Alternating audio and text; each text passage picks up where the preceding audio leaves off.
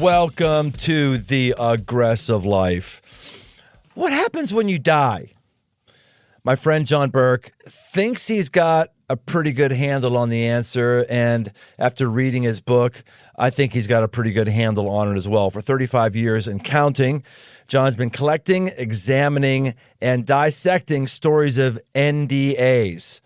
That is non-descriptive epidemiology. No, I mean near-death experiences. That's what it is. From around the world. And while these stories come from people all over the map, the similarities he's found and the conclusions he's come to are really pretty astounding. He's studied over 1,000 near-death experiences, and he's compiled his findings into the New York Times best-selling book, Imagine Heaven: Near-Death Experiences, God's Promises, and the Exhilarating Future That Awaits You. Yeah, genuine best-selling book on the New York Times list. I want to be a best-selling author on the New York Times list. So today we're going to get into how he's done that and talk about heaven. You know, it's one of those questions that many of us have, or maybe one of those beliefs that many of us have, but we don't think about too much. What about questions I want to throw John's way, like, am I going to see my pets again? What about purgatory? Will I know people in heaven? Will I remember my life on earth? Or even this, how can we even know for sure there's a heaven? And more. So besides being a best-selling author, John has been a really, really close friend of mine for, 25 years. He's also the founding and senior pastor of Gateway Church, a multi-site church in Austin, Texas. John Burke, welcome to the aggressive life.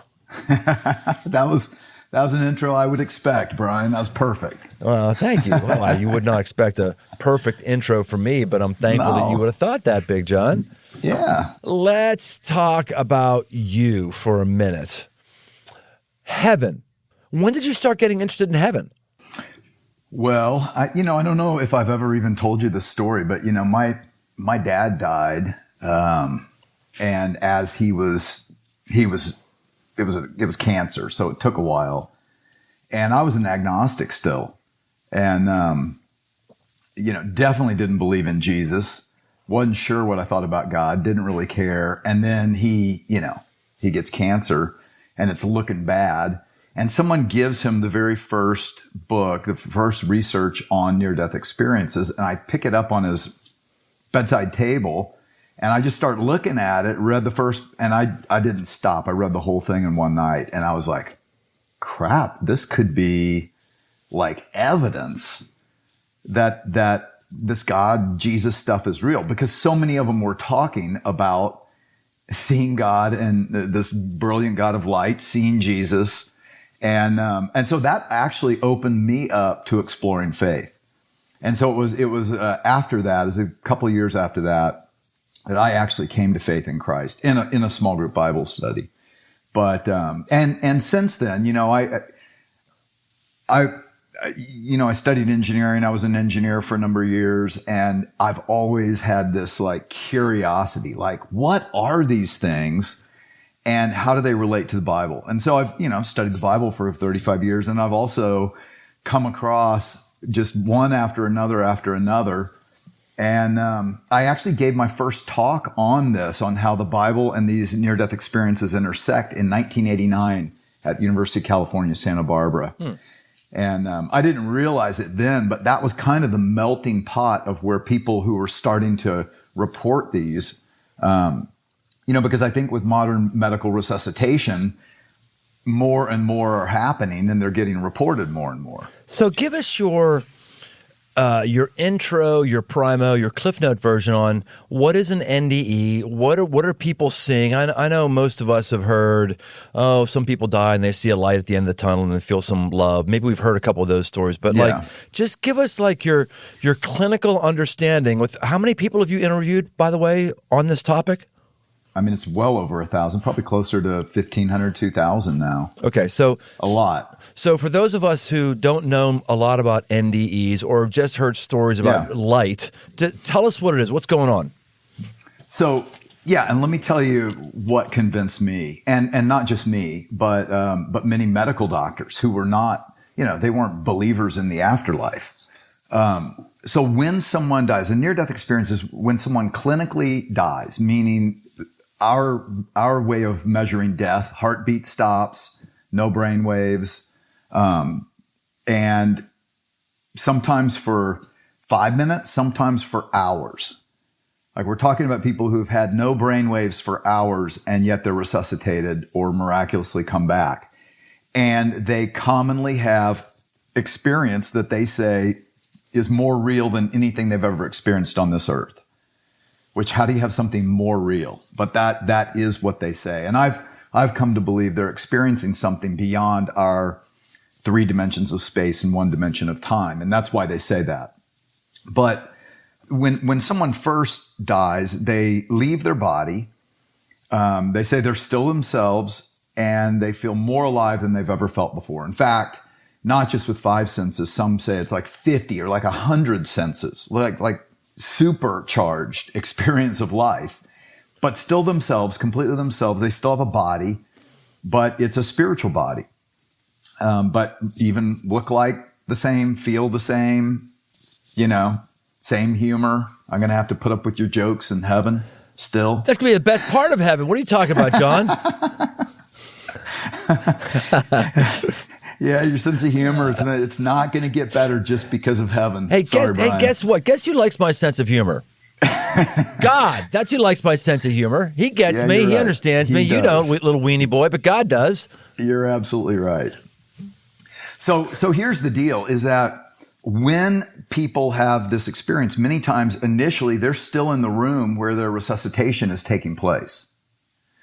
And so they are able to witness what's going on in the room, even though their body is out. They're dead. They're clinically dead. They're not seeing anything, hearing anything. There are no brain waves. In fact, that's a lot of the evidence that, they've been able to show absolutely no brain activity. So where are they able to observe these things? So I'll give you an example.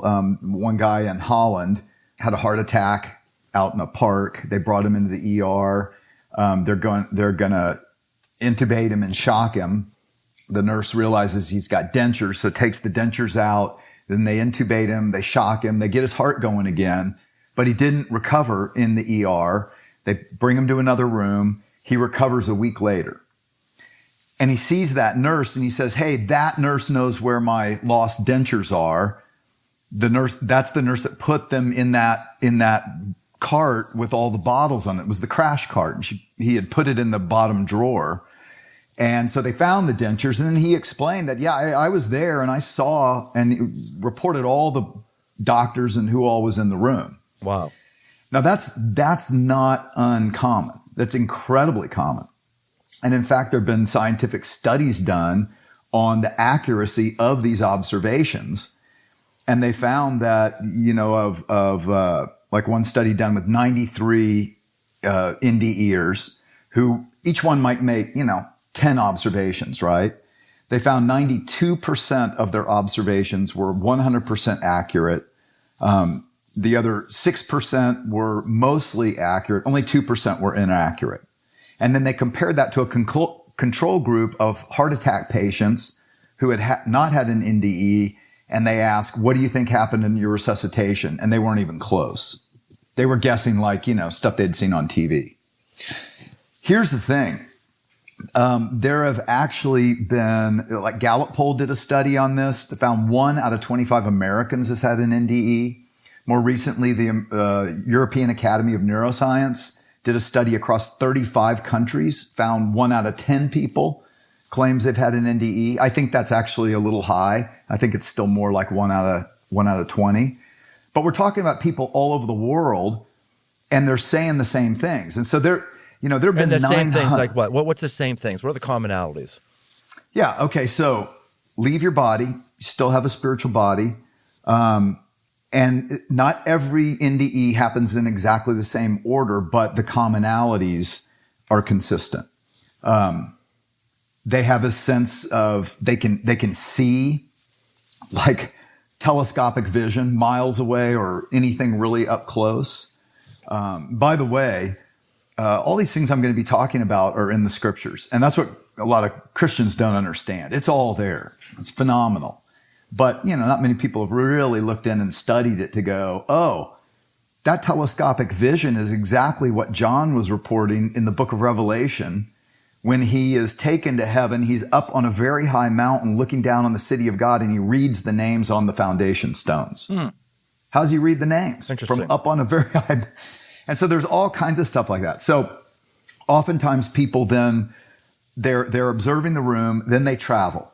And some say they go through a tunnel. Well, it's like a tunnel that opens up. They describe it differently. Some, it's a dark tunnel. Some it's not. Some don't do the tunnel thing. Some travel. Oftentimes they'll say with their angels, and they'll travel, and it's like out of our atmosphere. They're looking back at Earth, and they go, and they're going like light speed somewhere. Many times they end up in a place of brilliant light, beauty, just like on Earth.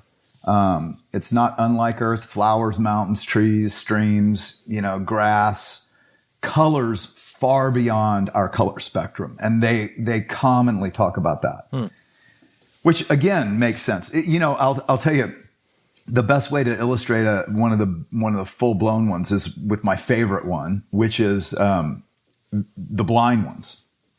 So when a blind person dies clinically and has a near-death experience, they see and experience the exact same things a sighted person does.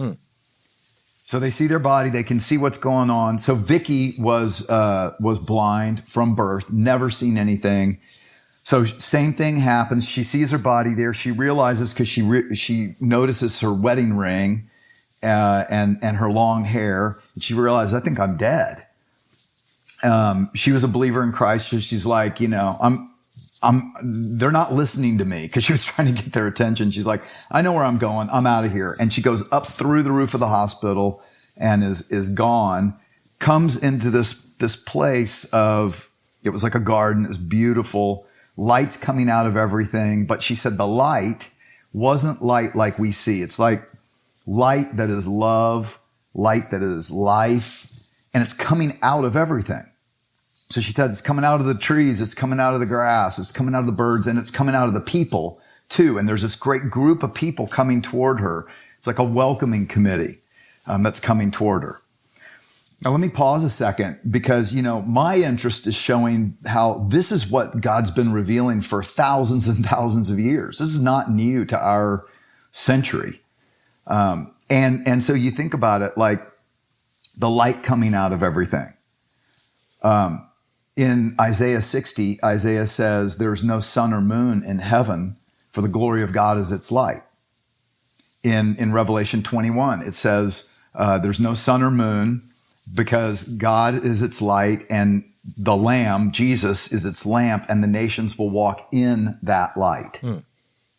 And that's exactly what they're describing, this light that's coming out of everything, that's giving love, bringing love and life to everything. How would a blind person, and I'm talking about multiple blind people, I report 3 blind people in Imagine Heaven. How would they all know that light comes out of things? Why would they report that? Because they would have heard on earth, light shines on things, not out of things. And even out of the people. And so, Daniel chapter 12, the angel tells Daniel, the righteous will shine like the sun. Jesus in Matthew 13 said the same thing. Then the righteous will shine like the sun in their Father's kingdom. So this is the sharing of the glory of God, the light, the love of God. And that's a commonality. So here's Vicky. A welcoming committee is a commonality. The dead friends and relatives who have already passed on, they're there to welcome us. We remember each other. We remember our histories. Our sense of humor is the same. And she sees Diane and Debbie, who were 2 of her good friends that died at age 9 and 11. They lived together in a home for the blind. And she said, but they were in their prime, and they recognized each other right away. And then she sees someone else over on the right, brighter than any of them, and she turns and looks, and it's Jesus. And she goes to him, and he hugs her. And she describes him just kind of like you would think of Jesus, shoulder-length hair, a beard. But she said as she was hugging him, there was like light coming out of the beard, and a robe down to about his ankles, and when he looked into her eyes, she said it was like he saw into every part of me. And she said it was the most amazing thing. I could get lost in his eyes forever. And he could see everything. He knew everything. He said, but you wanted him to know everything. And this love that is just overwhelming, just this unconditional love. And these are all commonalities of people that they experience all around the globe. Another commonality, in his presence, he gives them a life review. So he gives Vicky a life review. And literally, they relive their lives. Now, again, time doesn't work the same way on the other side. So 2 Peter 3:8 says, to the Lord, a day is like 1,000 years, and 1,000 years is like a day. And that's exactly what these people say. Some say, well, there was no time. And some say, well, there was time, but there was just plenty of time all the time. It was just different. So they relive their lives watching it from like a panoramic 3-dimensional perspective. But not only are they seeing themselves and what they did interacting with everyone, they're remembering the thoughts, the feelings, but they're also experiencing what the other person thought and felt. And sometimes how that impacted others, like the ripple effect, life by life by life. And they all come back saying the same thing. They absolutely know God is love. And what he cares about most is how we treat one another, how we love other people. And that's the most important thing. And so then another commonality is in his presence. Many times he'll say, hey, your purpose on earth isn't done yet. You got to go back. Or sometimes he'll say things like, you didn't die yet. You've got to go back. Or sometimes he'll say, the choice is yours. Do you want to go on? Or do you want to go back? And 30% of them know they come to some border or boundary, and they describe it differently, but they know it's a border or boundary that if they cross over, they can't come back. Interesting. That's very important, actually, because I think it's part of why it took me 35 years to write the book. Because I had a lot of like, well, what's that? How do you explain that? And how does that work with what the Bible says? And so some of those like that really helped me. That's interesting. I had one of the worst moments in ministry. Had to be the worst. I should say the worst is when opening night of a Christmas production, we had somebody who was one of the Magi fell to her death. Yeah, I remember. You remember that, right? I remember. Awful. Oh yeah. And it was. I don't want to go into that whole story and go all down the rabbit trail. Maybe someday we'll do that there, but not relevant for this, other than to set it up to say, we prayed, me and a buddy of mine, Stephen, we just prayed hardcore for Carrie. It was like intense prayer, just going after it, singing, dancing around her bed, just doing anything to scream out to the heavens for some healing as she lied under a heating blanket.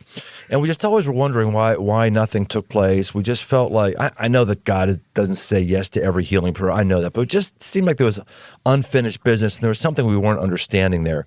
A buddy of mine,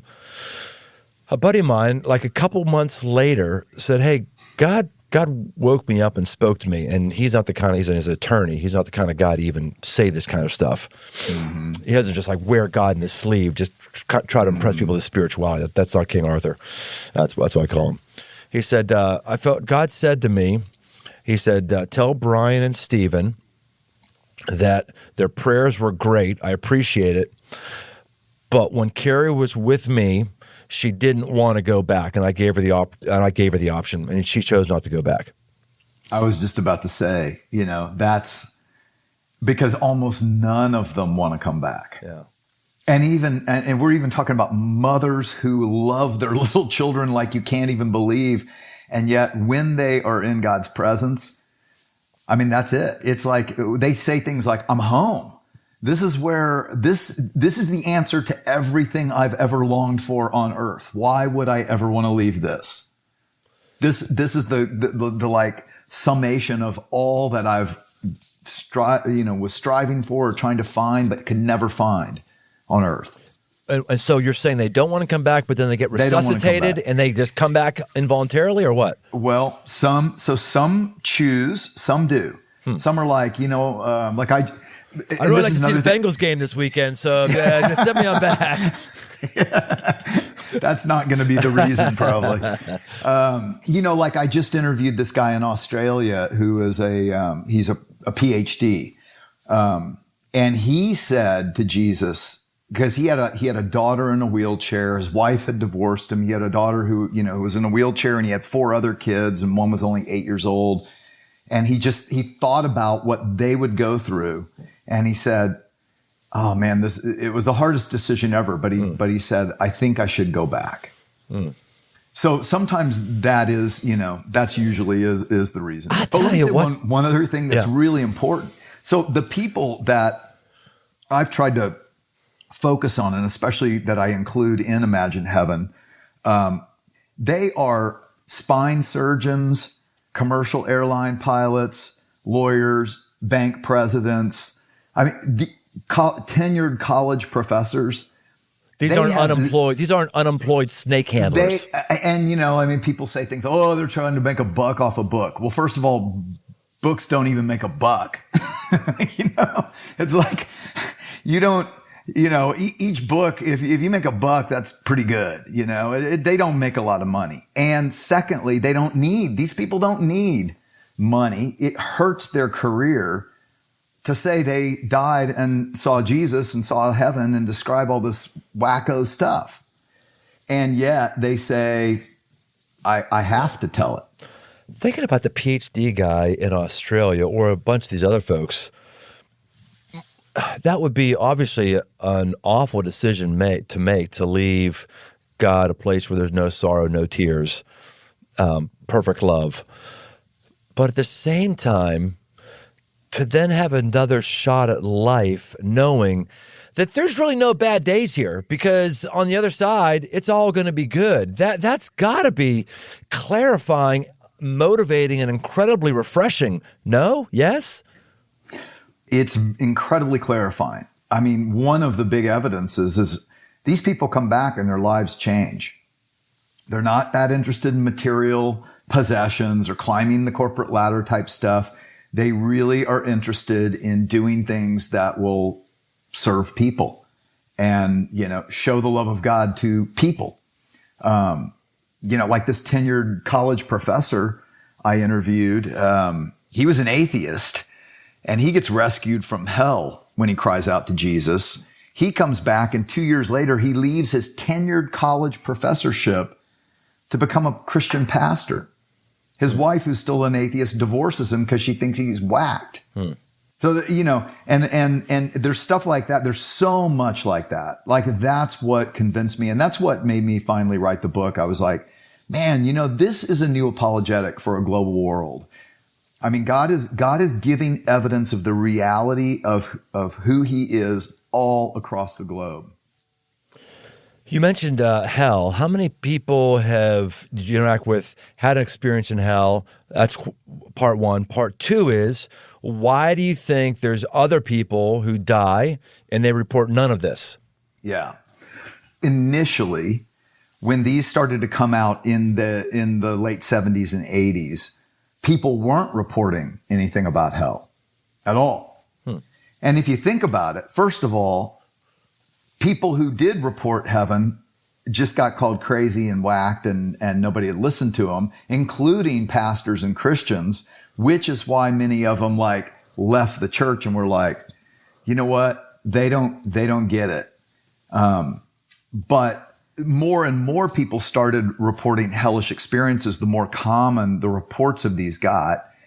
And a study done in the 90s found that 23% of people who came forward to report a near-death experience had a hellish experience. Now, more recently, 24%. 23%. 23%. Yeah. Now, but that's a study. That's just a study done of people who raised their hand and said, let me tell you about my near-death experience. Right. That doesn't include a sample of the population. Well, not only that, who wants to admit, I went to hell. Yeah, we don't want to tell stories about light, or we're not going to tell any story. Yeah, I got tormented for the rest of eternity because of my lack of relationship with God and how I led a loser life. Yeah, no one wants to tell that story. No, and, the people I've interviewed, they literally have PTSD from it. Wow. It's not like Howard, that college professor, every time I've interviewed him multiple times, and every time he goes that's as far as I go. I can't go farther than that because It triggers them. Wow. So it's real. It's not an imaginary, dream-like state. This is it's not anything like that. And that's exactly what these people say. Is like, yeah, that's exactly why it's hard to talk about and why I didn't for so long. Because many of them don't talk about it. So you're saying there's 24% of people who have these stories. So the other No, I think it's more. Okay, so whatever percent it is of people who don't have these stories, if people don't have these stories, which is it? Is it that God doesn't give them an NDE because he knows he's going to be resuscitated and it's not time? Is it they're going to a place of darkness? That's one of the descriptions of hell, just a place of darkness. I mean, I'm trying to not be too much of a theological geek here, but I do have a seminary education. I'm kind of into the Bible. There's the whole thing of is hell a physical, literal, eternal torment, or is the soul destroyed and you're over and done? Is that hell? So are these people like? Well, let me start with this. A near-death experience is not full biological death. These people all came back. So they did not cross that border or boundary, whatever that is and whatever that means. I personally think, one of the things I wrestled with is Hebrews 9:27 says it's appointed for mankind to die once, and then comes judgment, which these, didn't kind of fit that. And so it was confusing to me for a long time. And then the other thing that was confusing is, like you said, how come people who have they live hellish lives, right? And then they have good experiences, or so it seems. And then why do some have these hellish experiences and then others see God? And that was very confusing to me until I realized some of them, Jesus literally tells them, you haven't died yet. Other times they are seeing heaven, like the heavens of the paradise, like the New Jerusalem, like the city of God. And they describe what's in Revelation. So it's amazing.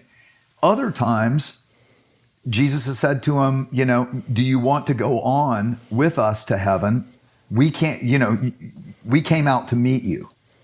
Well, it's kind of like they're in this limbo place. It's not limbo. It's, some call it I knew it was kind of like a waiting room or something, or it's like just a meeting place or something.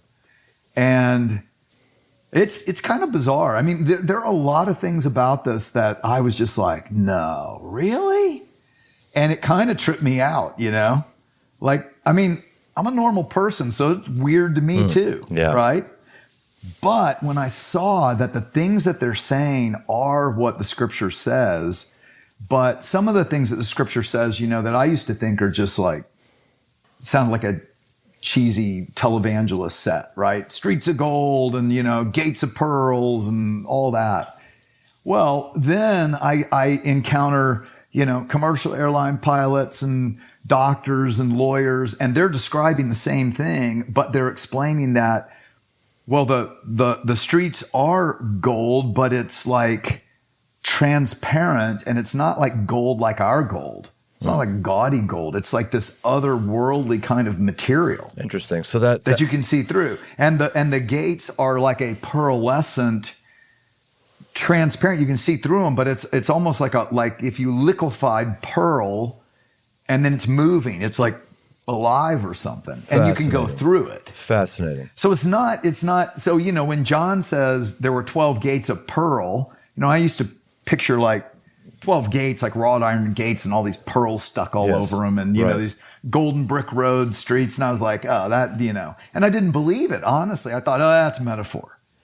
Well, these NDEers actually convinced me, no, that's literal, but it's literal in a very otherworldly way. That's really good, because I was wondering, how do all of these stories coincide and line up with each other, at least a lot of them. And one of my thought was, well, because people have heard of pearly gates and golden brick roads, and so they read into that when they're in the NDE. But you're saying no, it's not that at all, and they all surprisingly describe something that you would never expect from reading the Bible. That's interesting.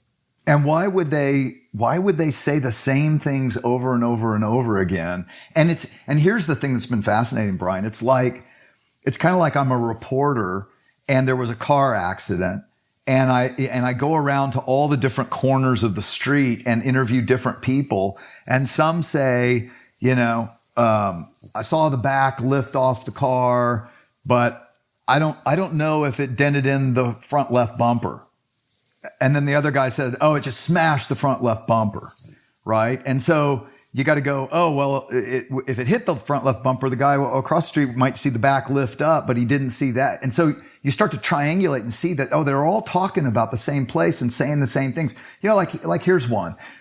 I'm just always amazed at how many people say, and the grass, like it was the greenest green, but it was grass like you've never seen it. It was like it was alive and this light coming out of it. Well, I mean, you and I have studied the Bible. I would have never said that. I also would never have said there were colors far beyond our color spectrum. And yet, if you think about it, if the light of heaven is the glory of God, the colors of earth are the color spectrum of the sun. So now we're talking about the color spectrum of the glory of God. Do you see what I'm saying? Yeah, and that's awesome. Yeah, you got awesome. So many just like trippy things like that I've come across. And I'm just like, wow, amazing. Today's podcast is brought to you by Athletic Greens. It's a product I use every day. I started taking AG1 because I don't watch my diet too closely, but I know that I'm getting all the vitamins, minerals, and nutrients I can, as well as hydrating with 12 ounces of water right off the bat at the beginning of the day. One scoop of AG1 has got 75 high-quality vitamins, minerals, whole food source superfoods, probiotics, and adaptogens. And it doesn't taste like it.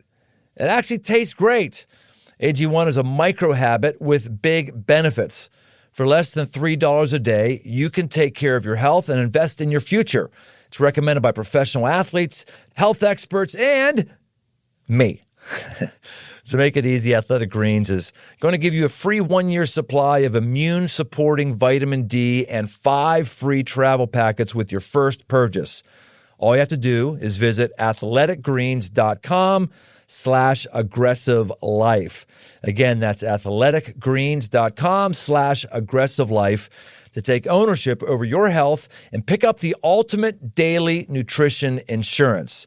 So go get you some, and let's get back to the show. It seems like I'm running into more and more people, or at least reading more things and listening to more things about people who are really big on psychedelics.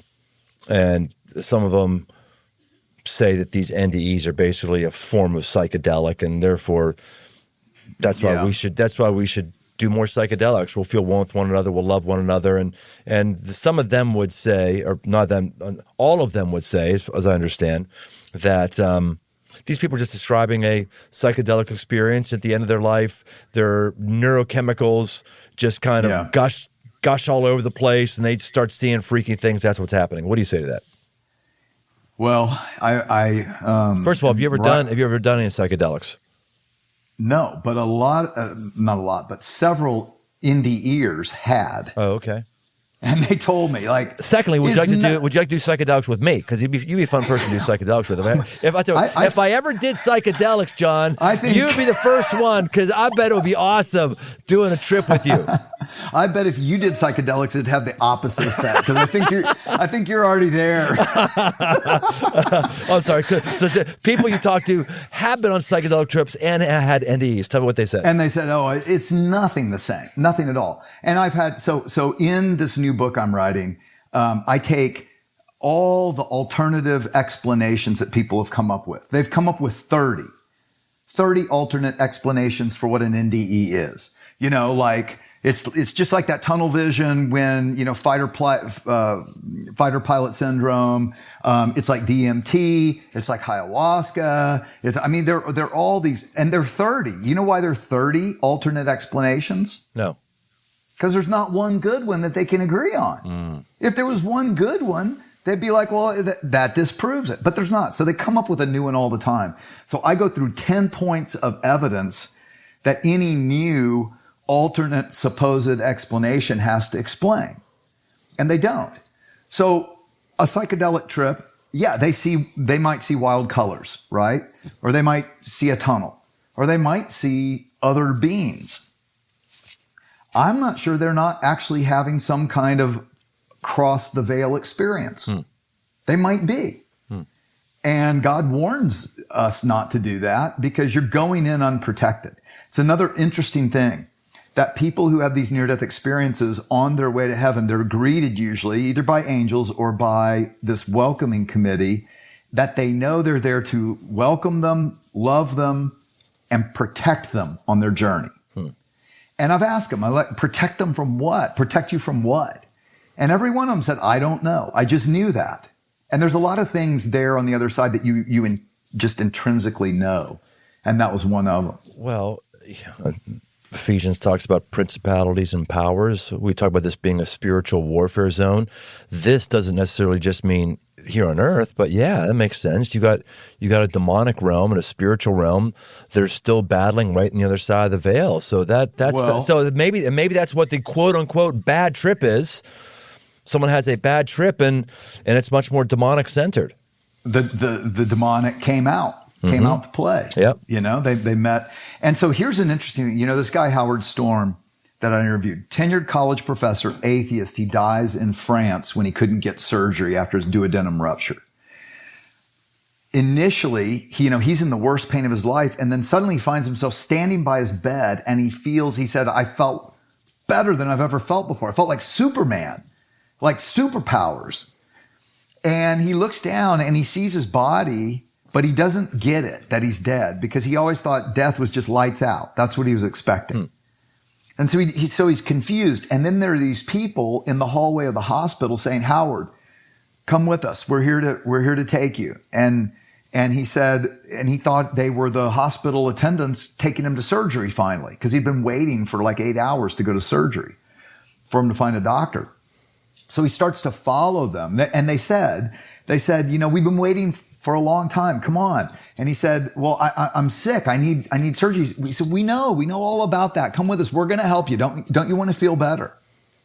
Okay. Long story short, again, time doesn't work the same way and distance doesn't work the same way. And so he follows them and he ends up, it gets darker and darker. And he starts to realize we're not going to surgery. And he's hearing them making jokes and long story short, they end up taking him into this outer darkness, just like Jesus describes, just pitch black. And they start just mauling him, but they're playing with him. It's sadistic. And they're just mauling and playing with him. And in that, he hears this thought in his gut, pray to God. Pray to God. And long story short, he is literally, his ego is fighting with him. I don't believe in God. I'm not going to pray to God. And yet he's getting mauled. And then he starts to just say words with God in it, and they start to get angrier, but they back off. And he ends up remembering a song that when someone took him to Sunday school as a kid, Jesus Loves Me. And that's all he could remember. And he started to think, and he said, I don't know how long I was there. It could have been an eternity. He said, I didn't know, but I was thinking about my life and how this was the sewer of life. And this is where I belonged because I'd led a sewer life, basically. And he cries out to Jesus to save him. And into this outer darkness comes this brilliant point of light. Gets brighter and brighter, brighter than the sun, which is another thing that they commonly say, but not hard to look at. Arms reach out, pick him up, hold him like a baby, like you would your kid, and rubs his back while he's just sobbing because he just realizes I was so wrong. And so Jesus takes him out of there and gives him a life review. He's the one who then came back and left his tenured position and became a Christian pastor. The thing I realized is that if Howard's experience had stopped when those nice people in the hallway were saying, hey, come with us, and he felt great. He felt like Superman, and he's still alive. He's still himself. Let's say he had come back into his body, which many do. It's that short, right? He would have said, atheists go to heaven, or atheists live on, and there is no God, but they're nice people, and it's all good. And that is what many people had said. And that's what took me 35 years to write the book too, is it was like confusing until I started to get those clues like, oh, there's a border or boundary. This is not full eternal life or death. They haven't fully crossed over. That's why they can still call out to God, and he rescues them. So and what would you call this? Would you call this some sort of purgatory then you're talking about? No. What would you call it? No, I think it is in between. I think it's in between. It is the pathway, and different people go and I really, Brian, I mean, I've tried to correlate, like, well, how long were they dead and how long was their experience? It doesn't correlate. Is this the quote unquote third heaven we see in 2 Corinthians 12:2, and Paul says he knows the guys went to the third heaven? Is that what this is? I'm trying to have some scriptural reference for this in between. I'm not gonna disagree with what everyone's saying. If all these stories line up, it means something. But what this in between thing, like, what's the scriptural verbiage that you would pin this to? Well, I have heard Christians who have had these near-death experiences, and I don't know if this is accurate, but talk about it like. And by the way, maybe the Bible doesn't even talk about this interplay. I mean, you're not hearing me say anything that I think is absolutely anti-Bible. I'm just wondering if this lines up with something we know in the Scriptures. Well, like when the Scriptures talk about the first heaven, the second heaven, the third heaven. Yes. So Paul, which by the way, Paul had a near-death experience, I think. Acts chapter 14, he's stoned to death. Absolutely. In Lystra, dragged out of the city and left for dead, and then he revives. Yep. And then 2 Corinthians 12, he says, 14 years ago, whether I was in my body or out of my body, I don't know. Why? Because you still have a body. Paul's the one who talks about spiritual body. It's raised in weakness, but it's buried in weakness. It's raised in power, right? Yes. And so he had one, and he said, I was taken up to the third heaven, and I was shown, I saw and heard things, inexpressible, some things you're not allowed to tell. So some have said, first heaven is like what we'd call the heavens, right? That we can see in our 4 dimensions of time and space. Second heaven would be when you cross that dimensional barrier, when those people are above their bodies in a spiritual body, but they're still in the realm of the earth. And there are angels and there are demons, and they encounter both. And so that's the second heaven. The third heaven is what we think of heaven. It's like the paradise. It's like the city of God, where the throne of God is, and all that. Well, the aggressive life is about doing things with your life. This is fascinating. This is amazing. I'm not done on this conversation, but I'm just curious right now, like, you being this close to this many questions, are there things, John, that you're doing differently right now that you wouldn't be doing had you not had this deep dive into this topic? I wouldn't have gone into ministry, I don't think. I mean, honestly, it's like, I had researched a lot of these, like I said, all the way back in the 80s. And it was a part of what was like, man, this is like so real, and there's so many points of evidence. I mean, it wasn't near-death experiences that led me to faith in Jesus. It was actually God foretelling what he was going to do, prophetically foretelling through Jesus, and then history validating all of it. Not only was he going to do with Jesus, but what he did with the whole nation of Israel that happened in 1948, 2,000 years of not being a nation, and suddenly it's a nation again. And that was all foretold in Isaiah.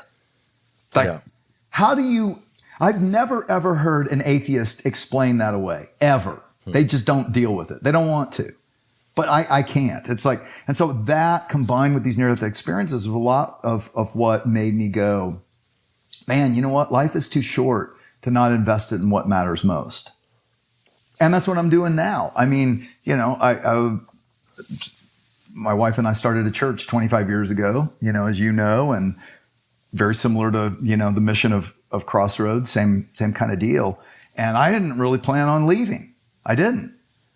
And a couple of years ago, the Lord made it really clear to me, as clear as when he had me leave and come start Gateway. I want you to write, and I want you to write more about this. And honestly, I didn't necessarily want to. Like, it's been 7 years. You don't normally have a book hit number 1 on Amazon and you don't write again. Yeah. Not if you want to be a writer, right? Yeah. But I thought I did what I was supposed to do, and I think I'm done. Are you? And he said, he said no. So yeah, to the aggressive life, it's like, man, you know what? This life is a blink. And if there's anything that I think these people say that we need to hear is that's the life to live for. And you need to live your life now in light of that, because that's the one that's real. Are you finding, though, that there's daily decisions that you're making or not making based on an awareness of heaven? Like, for instance, I recently bought a very expensive scent-proof ground blind for hunting deer. I was like, okay, let's just get this thing right now. And it's expensive, like really freaking expensive, but I won't have to worry about showering off my scent before I go in to use my crossbow, and it'll be a little warmer. And yeah, it's not electrified or anything. It just locks in the scent.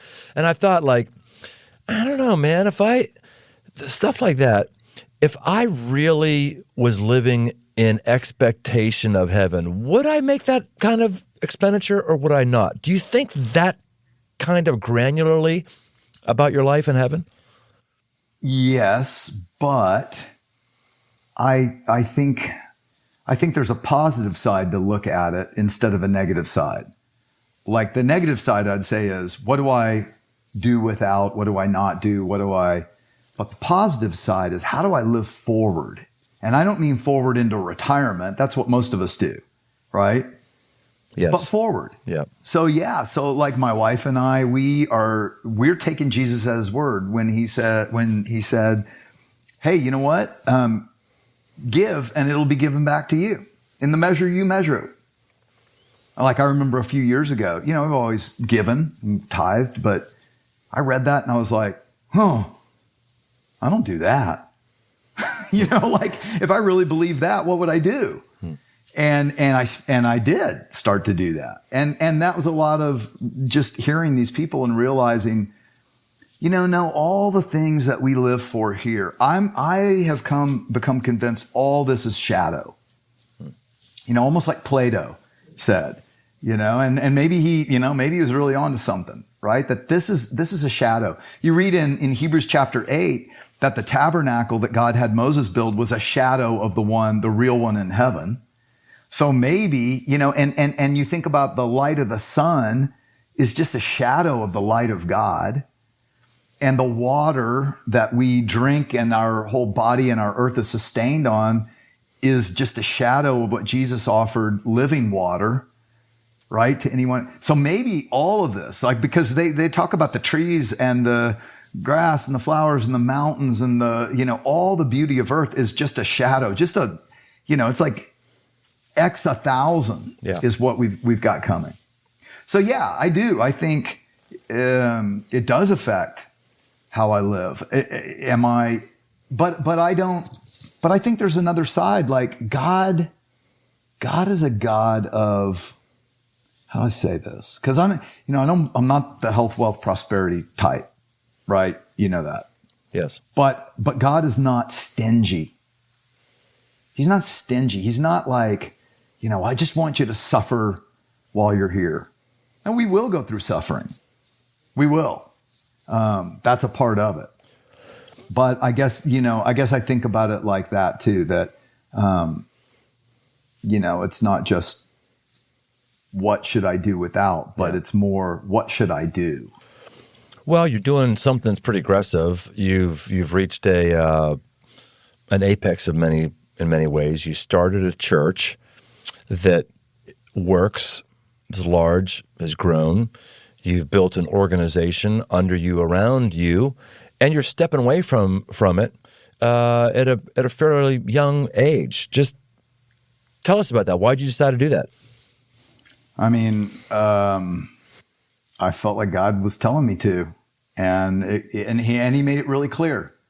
Over a period of 2 years, he basically brought 14 different people to say the same thing over and over and over again. Yeah. And I was like, okay, I think I got the message. You know, my friend that I let read it all and see it all, he said, oh, so you're like that guy in the flood who's up on the roof and the waters are rising and you keep praying for God to rescue you. And then you drowned and you say, God, I thought you were going to rescue me. And he said, well, I sent a boat and I sent a helicopter. Yeah. Yeah. And you kept waiting for God. And he was like, I think that's you. And he's like, I think you're right. Yeah. So anyway. Well, man, it's pretty cool to see what you're doing, and also just really cool to meet somebody who's had a book that's been as effective as it is. I got it right here. Imagine There's No Heaven. Oh, no, that was John Lennon. Imagine heaven. Imagine heaven. New York Times bestseller, over 1 million copies sold. This is fantastic, John. I hope a lot of people get turned on to it and read it. And we can't wait for your next book that's going to come out. I'm actually, I don't think my path is like yours, but boy, I really admire you for choosing to step away from something that's secure and go into an uncertain future, which is going to be more writing. That's pretty cool, man. Way to go. And one final question. I wish I had more. Every once in a while we got someone like John here, and like I got a hard stop I got to go to. This could be definitely one of those hour and a half ones. Yeah, totally. We have questions that we got off of Instagram. Maybe we bring John back and toss the questions to him sometime. Ooh, oh yeah, interesting. We could do that. Are you up for that, John? Oh yeah. I'd be glad to. But I got to ask you this. Okay, so last question today. Your dad. You mentioned your dad on his deathbed. That book. Any story with your dad and faith? What happened? Yeah, it was tough because I had never ever had a conversation with him about faith at all. And so I was really like, And then years later, when it wasn't a long time, it was probably 5 years later, I was moving some stuff for my mom, and I came across, you remember that My Heart, Christ Home? Yep, I do. Bible study? Yep. He had done it. Oh, wow. And it was all his thoughts and answers. Wow. And I was like, wow. This is my dad's heart. Like, he did know the Lord, and it was real. And he was just, he didn't talk to me about it. Interesting. John, this has been really, really great. If someone wants to follow up with you, they want to learn more about you and your stuff, where do they go? It's a good question. I gotta Todd, get my this is not good.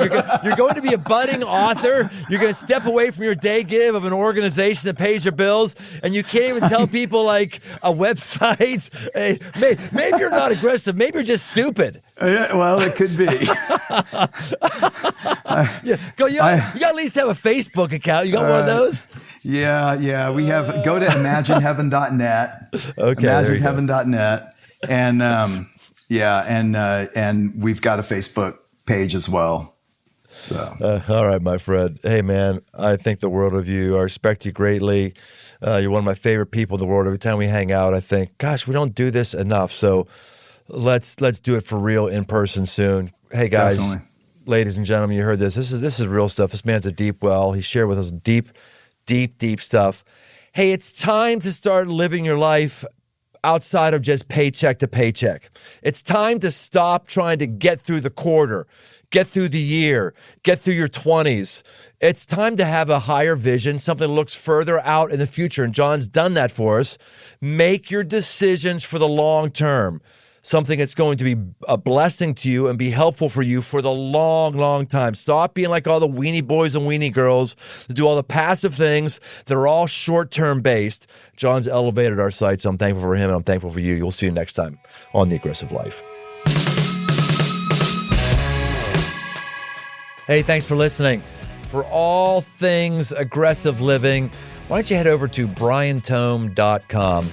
Find my new book, Move, a guide to get up and go forward, as well as articles and much, much more. And no matter where you listen to podcasts, why don't you take a second And leave us a rating. Leave us a review. It really, really helps us drive new listeners to the show. We want to help as many people as possible. Just like we may have helped you, we want to help others. So why don't you help us out? And if you want to connect, find me on Instagram at Brian Tome. Aggressive Life with Brian Tome is a production of Crossroads Church, Cincinnati, Ohio.